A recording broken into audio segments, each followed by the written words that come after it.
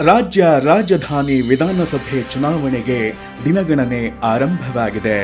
February 5ರಂದು ಮತದಾನ ನಡೆಯಲಿದ್ದು, ಕೇಂದ್ರದಲ್ಲಿ ಅಧಿಕಾರದಲ್ಲಿರುವ ಬಿಜೆಪಿ, ದೆಹಲಿ ಗದ್ದುಗೆ ಮೇಲೆ ವಿರಾಜಮಾನರಾಗಿರುವ ಆಪ್ ಹಾಗೂ ಅಧಿಕಾರಕ್ಕಾಗಿ ಹವಣಿಸುತ್ತಿರುವ ಕಾಂಗ್ರೆಸ್ ಮಧ್ಯೆ ನೇರ ಪೈಪೋಟಿ ಏರ್ಪಟ್ಟಿದೆ. ಆದರೆ ಮೋದಿ ಪ್ರಧಾನಿಯಾಗಿರುವ ಅವಧಿಯಲ್ಲಿ ದೇಶದ ಬಹುತೇಕ ರಾಜ್ಯಗಳ ಚುನಾವಣೆಗಳಲ್ಲಿ ಗೆಲುವು ಸಾಧಿಸಿದ ಬಿಜೆಪಿಗೆ ಈ ಬಾರಿಯಾದರೂ ದೆಹಲಿ ಗದ್ದುಗೆಯ ಕನಸು ನನಸಾಗುತ್ತಾ ಎಂಬ ಪ್ರಶ್ನೆ ಮೂಡಿದೆ. ದೇಶಾದ್ಯಂತ ವರ್ಚಸ್ಸು ಹೊಂದಿರುವ ಮೋದಿ ಅವರು ಈ ಸಾರಿಯಾದರೂ ಮೋಡಿ ಮಾಡ್ತಾರಾ ಎಂಬ ಕುತೂಹಲವೂ ಜಾಸ್ತಿಯಾಗಿದೆ. ದೆಹಲಿ ಗದ್ದುಗೆಗೆ ತ್ರಿಪಕ್ಷಗಳ ಗುದ್ದಾಟ, ಮೋಡಿ ಮಾಡುತ್ತಾ ಮೋದಿ ಅಲೆ. ರಾಜಧಾನಿಯ ರಾಜರಾಗೋರು ಯಾರು? ದೆಹಲಿಯ ಅಧಿಕಾರವನ್ನ ಹಿಡಿಯಲು ಬಿಜೆಪಿ, ಕಾಂಗ್ರೆಸ್ ಹಾಗೂ ಆಪ್ ಮಧ್ಯೆ ಪೈಪೋಟಿ ಇದೆ. ಅದರಲ್ಲೂ 1993ರಲ್ಲಿ ವಿಧಾನಸಭೆ ಸ್ಥಾಪನೆಯಾದ ಬಳಿಕ ದೆಹಲಿಯಲ್ಲಿ ಒಮ್ಮೆ ಮಾತ್ರ ಬಿಜೆಪಿ ಅಧಿಕಾರವನ್ನ ನಡೆಸಿದೆ. ಈ ಬಾರಿ ಅರವಿಂದ್ ಕೇಜ್ರಿವಾಲ್ ನೇತೃತ್ವದ ಪಕ್ಷವು ಹಲವು ವಿವಾದ, ಭ್ರಷ್ಟಾಚಾರ ಆರೋಪ, ಆಡಳಿತ ವಿರೋಧಿಯ ಸಮಸ್ಯೆ ಇದೆ. ಇದೇ ಆಡಳಿತ ವಿರೋಧಿಯ ಅಲೆಯನ್ನ ಸದ್ಬಳಕೆ ಮಾಡಿಕೊಂಡು ಮೋದಿ ಅಲೆಯಲ್ಲಿ ಗೆದ್ದು ಬರುವ ಉತ್ಸಾಹದಲ್ಲಿ ಬಿಜೆಪಿ ಇದೆ. 2015ರಿಂದಲೂ ದೆಹಲಿಯಲ್ಲಿ ಆಪ್ ಪ್ರಾಬಲ್ಯ. ಮೋದಿ ಅಲೆಯು ಕೇಜ್ರಿವಾಲ್ ಎದುರು ತರೆಗೆಲೆ. ಇತಿಹಾಸ ಮರುಕಳಿಸುತ್ತಾ ಆಮ್ ಆದ್ಮಿ ಪಕ್ಷ. ದೆಹಲಿ ವಿಧಾನಸಭೆ ಚುನಾವಣೆಯಲ್ಲಿ ಆಪ್ ಭರ್ಜರಿ ಗೆಲುವಿನ ಇತಿಹಾಸವನ್ನ ಹೊಂದಿದೆ.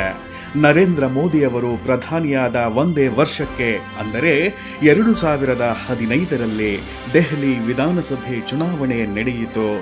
ದೇಶವನ್ನೇ ಗೆದ್ದ ಹುಮ್ಮಸ್ಸಿನಲ್ಲಿದ್ದ ಮೋದಿಯವರಿಗೆ ದೆಹಲಿ ಚುನಾವಣೆಯಲ್ಲಿಯೂ ಬಿಜೆಪಿ ಗೆಲುವು ಸಾಧಿಸುವ ಉತ್ಸಾಹದಲ್ಲಿತ್ತು.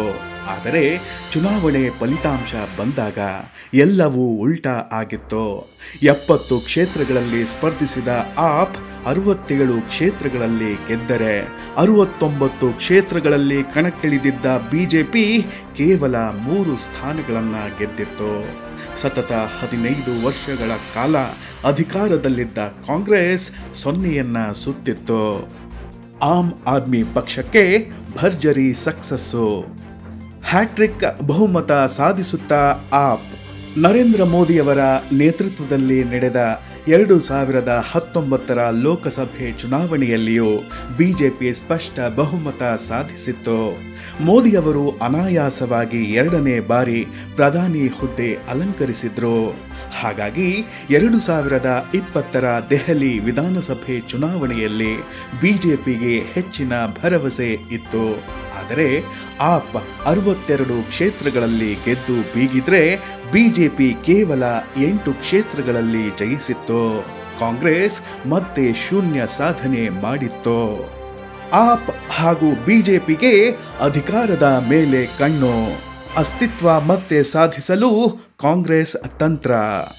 ಬಿಜೆಪಿಗೆ ಆಡಳಿತ ವಿರೋಧಿ ಅಲೆಯೇ ಅಸ್ತ್ರವಾದ್ರೆ ಆಪ್ ಪಕ್ಷಕ್ಕೆ ಜನಪರ ಯೋಜನೆ, ಕೇಂದ್ರ ಸರ್ಕಾರದ ಹತ್ತಿಕ್ಕುವಿಕೆ ಪ್ರತ್ಯಸ್ತ್ರವಾಗಿದೆ.